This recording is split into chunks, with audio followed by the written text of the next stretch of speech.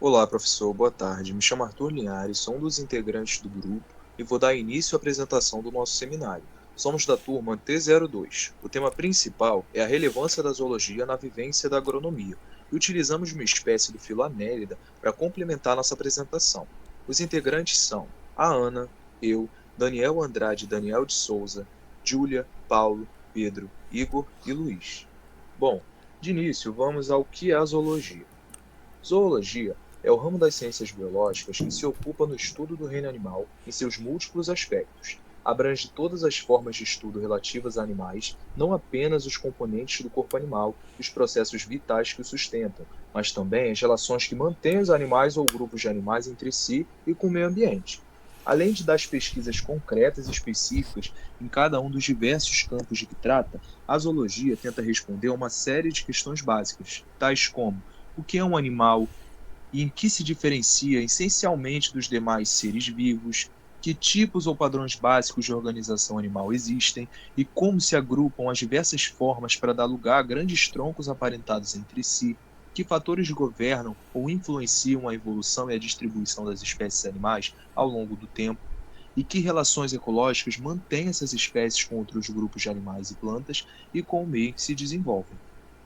No âmbito agronômico, a atenção é focada não na sistemática, mas nas relações que existem entre os animais e todos os outros fatores do meio ambiente: o solo, clima, plantas e outros animais, como presas, parasitas, parasitoides ou predadores. Eles também se concentram nas principais pragas na agricultura, nematóides fitoparasitas, ácaros, gafanhotos, pardais, espécies prejudiciais em risco, como o bicho mineiro do tomate, caruncho da tamareira, em suas biologias, seus danos e as técnicas racionais para se opor a eles. Um dos 9 principais filos do reino animal é o Anélida, em que os anelídeos são animais triblásticos que apresentam celoma, cavidade revestida pela mesoderme, e possuem o corpo composto por segmentos, metameria.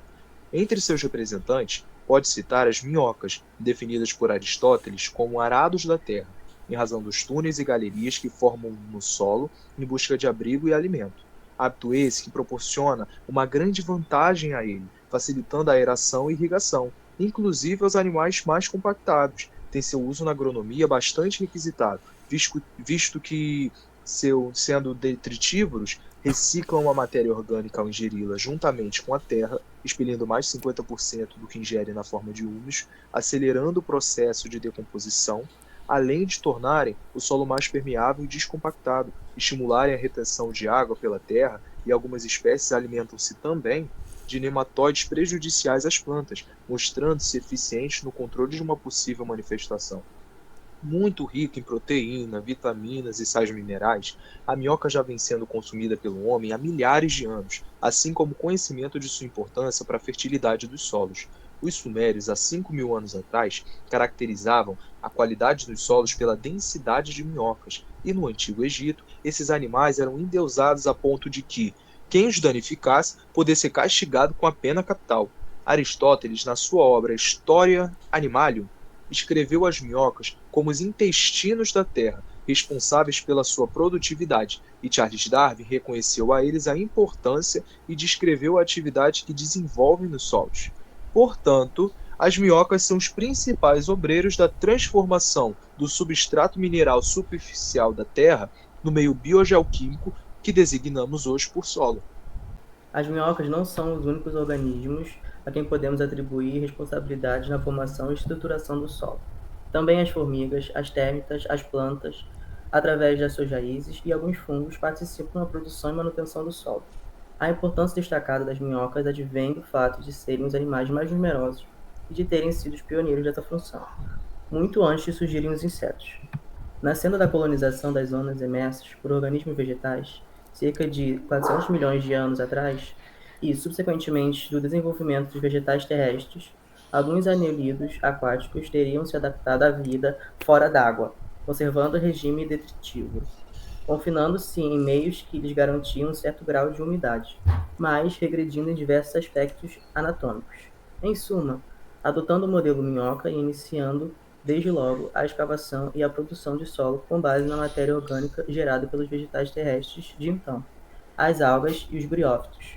A evolução em direção às plantas superiores, gimnospermas e angiospermas, providas de raízes, beneficiou desta fase pioneira, e as minhocas prosseguiram a sua incessante função escavadora e detritívora, resistindo às sucessivas extinções e diversificando entre si, estando hoje representadas por quase 8.000 espécies agrupadas em cerca de 800 gêneros. O conceito de engenheiros dos ecossistemas que se aplica às minhocas foi formulado por Jones, que atribuiu este epiteto aos organismos que modulam, direta ou indiretamente, a disponibilidade de recursos para outras espécies, causando mudanças no estado físico de materiais bióticos ou abióticos. Procedendo assim, modificam, mantêm e criam habitats. Na verdade, as minhocas competem com as formigas e com as térmitas pelo pódio da macrofauna mais abundante e podem ter efeitos profundos na estrutura e na fertilidade dos solos. As minhocas representam 90% da biomassa de invertebrados presentes no solo. O reconhecimento da importância das minhocas e a compreensão do modo como atuam no solo e na manta morta suscitou o desenvolvimento de duas tecnologias, a vermicultura e a vermicompostagem, com finalidades diferentes, embora por vez que se confundam. A vermicultura destina-se à produção de minhocas com objetivos diversos, nomeados o repovoamento de solos degradados com espécies anécitas, como lumbrículos terrestres, a produção de rações para alimentação animal, nomeadamente de peixes, usando-se então minhocas de reprodução rápida. A vermicompostagem destina-se à transformação de resíduos orgânicos em humus de minhoca para a fertilização da terra.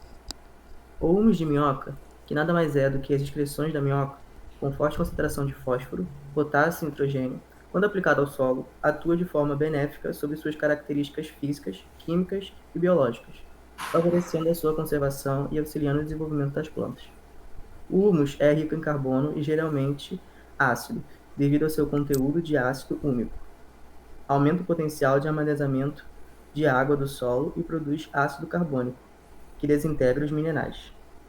Seguindo essa definição, podemos dizer que o humus é uma fração do solo, situada na camada mais superficial, rica em matéria orgânica e importante para a manutenção da saúde do solo, por conta de suas múltiplas funções e propriedades.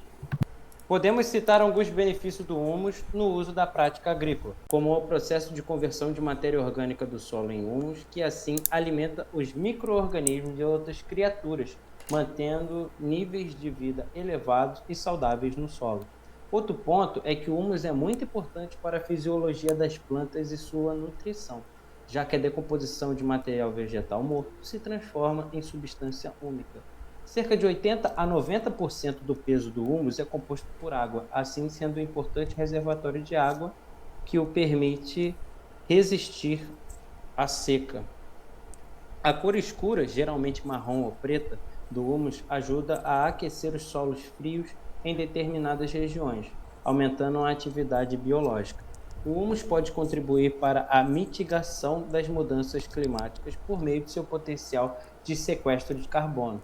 A produção de humus para a adubação orgânica pode ser feita através da minhocultura, que é a criação racional de minhocas sob condições minimamente controladas. Existem vários tipos de minhocários, dos mais simples até os mais caros. Para agricultores familiares que não pretendem vender comercialmente o humus produzido, mas apenas utilizá-lo na propriedade, o mais indicado é fazer um minhocário de baixo custo e pouca manutenção, viável economicamente, já que depende da mão de obra do produtor e da produção de resíduos na propriedade. Caso a disponibilidade de mão de obra seja baixa, também pode-se adotar a estratégia de promover condições para estimular a presença de minhocas e outros organismos, por meio do aumento da matéria orgânica no solo, como se a própria lavoura reproduzisse as condições que observam no minhocário. O folder minhocultura, ou vermicompostagem, da Embrapa Agrobiologia Seropédica, Rio de Janeiro, mostra os principais aspectos para aqueles que desejam começar uma criação de minhocas e produção de humus. Entre os pontos abordados estão local ideal de construção do minhocário, técnicas de criação e manejo, comercialização e as principais fontes de matéria-prima para a produção de humus. Existem aproximadamente 350 espécies de minhocas catalogadas só no Brasil. As espécies mais utilizadas na agricultura são a minhoca vermelha da Califórnia, conhecida como Eisenia foetida, minhoca dos resíduos orgânicos, conhecida como Lumbricus rubellus, e a minhoca gigante africana, conhecida como Eudrilus eugeniese. A minhoca vermelha da Califórnia é preferida para a produção de humus, pois além de se adaptar facilmente às condições de cativeiro, apresentam uma grande capacidade de produção de humus e uma alta velocidade de reprodução.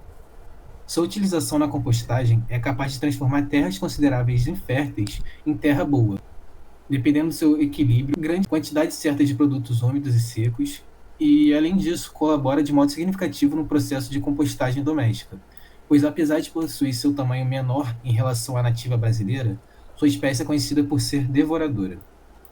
Consome diariamente o equivalente ao seu peso de matéria orgânica e produz um casulo a cada 3 a 7 dias, contendo em seu interior 2 a 5 novas minhocas. Mesmo sendo grandes produtoras de humus, apenas 60% da matéria orgânica consumida pela minhoca vermelha da Califórnia é transformada em humus.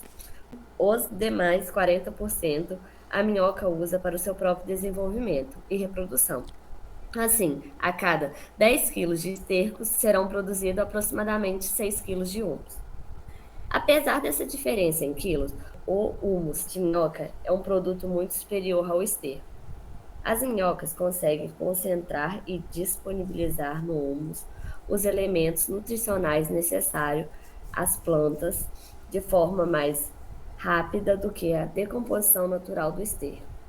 O humus ainda possui uma grande quantidade de hormônios vegetais importantes para o crescimento e desenvolvimento das plantas, além de conter uma grande quantidade de micro-organismos que auxiliam na decomposição da matéria orgânica e na microbiodiversidade do solo. É importante ressaltar que as minhocas não aumentam níveis de nutrientes no humus, mas apenas os tornam mais disponíveis para as plantas, ou seja, um esterco de baixa qualidade resultará em um humus igualmente ruim, independente da espécie da minhoca ou manejo adotado. Da mesma forma, as características químicas de cada lote de humus produzidos poderá variar conforme o esterco da espécie animal, da sua idade, alimentação e até o tipo de criação. Essa variação também é válida para os resíduos vegetais. Portanto, é muito importante que o melhocultor que pretende vender humus realize análises periódicas dos que são produzidos, especialmente quando há troca de fornecedor de esterco ou mudança no sistema de produção dos animais na propriedade. Outra espécie de minhoca muito requisitada na pescaria de água doce é a minhocuçu, utilizada principalmente na pescaria de tilápias, tambaquis, tambacus, lambaris, bagres, dourados e corvinos. Aliás, um dos segredos para que a pesca com minhoca seja mais produtiva é mantê-la viva o máximo de tempo possível. Assim, elas movimentam-se mais e com isso atraem ainda mais a atenção do peixe. Na sua escala evolucionária, as minhocas foram dotadas de estratégias de sobrevivência inerentes a cada espécie, como a capacidade de regenerar partes perdidas do corpo, a habilidade de fugir pelos túneis escavados no solo, o elevado potencial reprodutivo e o sistema imunológico altamente desenvolvido. Apesar disso, as minhocas são desprovidas de estruturas de defesa ou ataque e alguns predadores e parasitas logram êxito em alimentar-se delas, especialmente quando são criadas em ambientes densamente povoados, como no caso de minhocários, e sua redução compromete a fertilidade do solo em áreas sob plantio direto. Os principais predadores das minhocas em minhocários são formigas, aves, centopeias, ratos, sapos, ácaros e sanguessugas. As sanguessugas, por serem muito semelhantes às minhocas, muitas vezes não são percebidas e em pouco tempo podem dizimar um minhocário. Agora vamos a algumas curiosidades sobre as minhocas. As minhocas apreciam um ambiente mais sereno. Como já pode ter notado, não vemos minhocas na cidade, pois elas não gostam de ambientes tumultuados e com muito barulhos. Elas também adoram leite, porque ajuda a se procriarem. Elas também, além de ajudarem na adubação, elas produzem cálcio, que são depositados junto no solo junto com a sua secreção. Elas também podem ter vários corações. Uma minhoca pode ter até 15 pares de corações, totalizando 30 corações. O mínimo é de 2 pares, para garantir que haja uma boa circulação de sangue por todo o seu organismo. Elas também adoram locais úmidos, então se não houver umidade, dificilmente haverá uma minhoca na terra. Elas são mais lentas que as formigas, locomovem-se mais rápidos que os caracóis, mas são mais lentas que as formigas. Preferem lugares escuros por não enxergam muito bem. Existem diversas espécies de minhocas. Embora pareçam todas iguais, as minhocas também se dividem em raças, sendo a mais comum sobrevivendo em vasos de plantas. Uma novidade relacionada à produção de humus é o uso do gôngulo, também conhecido como piolho de cobra, e o emboar, para triturar resíduos sólidos e produzir um adubo orgânico que não deixa nada a desejar para o composto das minhocas. Pesquisadores da Embrapa Agrobiologia, no Rio de Janeiro, descobriram uma opção vantajosa para a produção de adubo orgânico, a gongopostagem.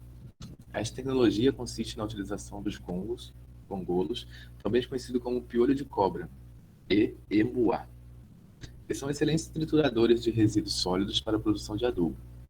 A novidade que está sendo difundida entre os produtores de Roraima vem apresentando significativos benefícios para lavouras. A gongopostagem funciona por meio da parceria entre o gongolo e os micro-organismos presentes no solo e nos resíduos.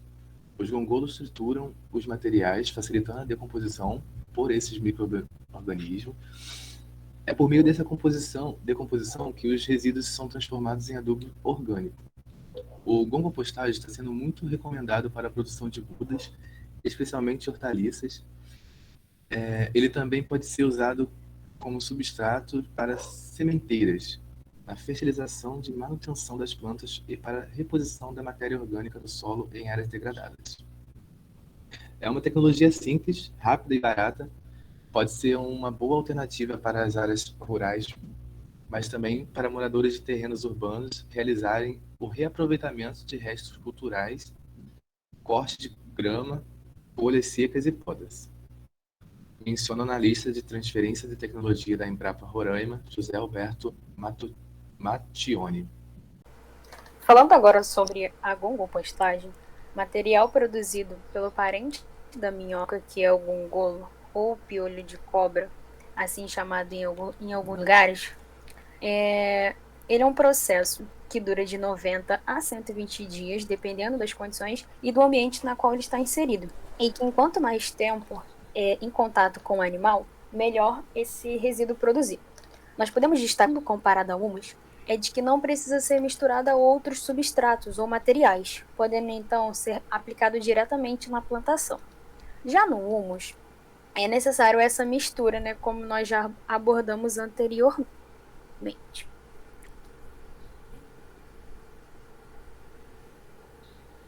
Outra vantagem é a questão da abundância do animal presente na natureza, podendo ser encontrado com muita pelos gongolos, reduzem até 70% dos resíduos presentes no meio no qual ele está inserido.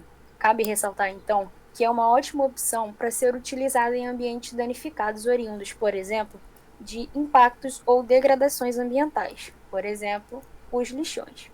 E com isso, encerramos a nossa apresentação. Obrigada a todos.